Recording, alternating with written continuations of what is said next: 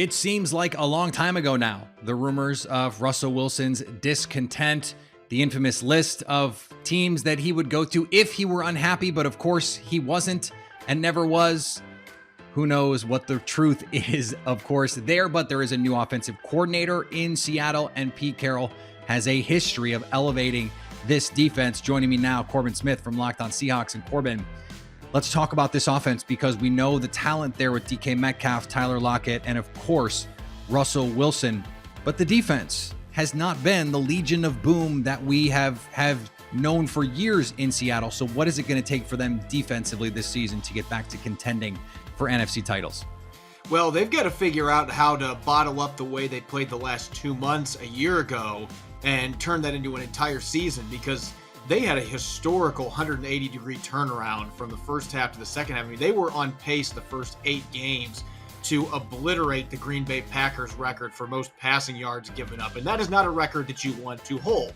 Second half of the season, they only gave up 15 points a game the last 8 games, and that coincided with Carlos Dunlap coming to town, and of course Jamal Adams coming back from a groin injury. He really started to play at his best the last couple months. The secondary was playing much better. DJ Reed was a really nice addition for them as well. They have most of their key players from that defense back, and they have a few other young guys like Jordan Brooks that are ready to be potentially breakout players this year. It looks like the pieces are in place, but what fans have to understand is this is not the Legion of Boom. It's a different personnel. They're going to be playing a lot of bare fronts with 5-2 looks. They're going to be really relying on that front line to generate pressure. It's weird saying that given the pass rushing issues they've had in recent years, but that might be the biggest strength of this team. Even after releasing Alden Smith, they've got a ton of depth at defensive end. They've got some good pass rushing interior guys, and so they're going to be able to turn up the heat on people. And even in their preseason loss the other night, their 4th and 5th string defensive ends were generating pressure consistently. So that is going to be the key for this team. And can they get productivity at the corner spot? Right now, it's anyone's guess who the 2 starters are going to be out there. That competition still looks wide open.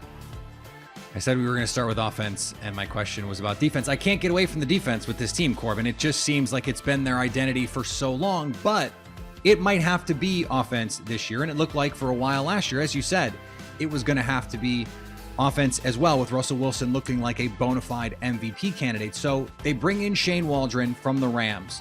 It sounds like we're going to get more of that play action, outside zone, Shanahan tree stuff in Seattle. How do you think that fits with their personnel? Well, I think the Seahawks have made a couple key additions this offseason that are going to really fit that style of offense. Gerald Everett coming over from the Rams. He is familiar with Shane Waldron, the new offensive coordinator. They've been together the last 4 years in LA, and he's the type of tight end the Seahawks have not had for a long time that can stretch the defense vertically. You can move him all over the place. You can even run bubble screens with him. He's that type of an athlete. And they're hoping Dwayne Eskridge, their 2nd-round pick out of Western Michigan, is going to be activated from the PUP list this week. I've been told in the next day or 2 that he's going to be activated. And so they're finally going to get him on the field. He's a guy that you can run jet sweeps with.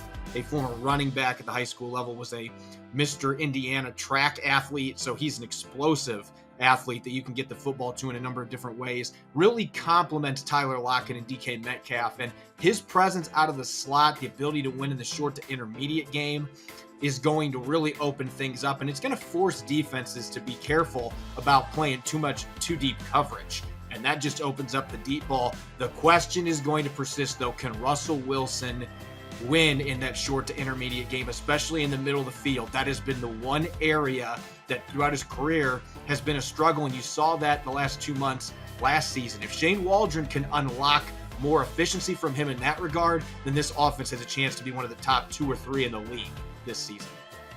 And true story, if you put Tyler Lockett and Dwayne Eskridge together, you get DK Metcalf just in terms of total mass. That's just how the numbers work there.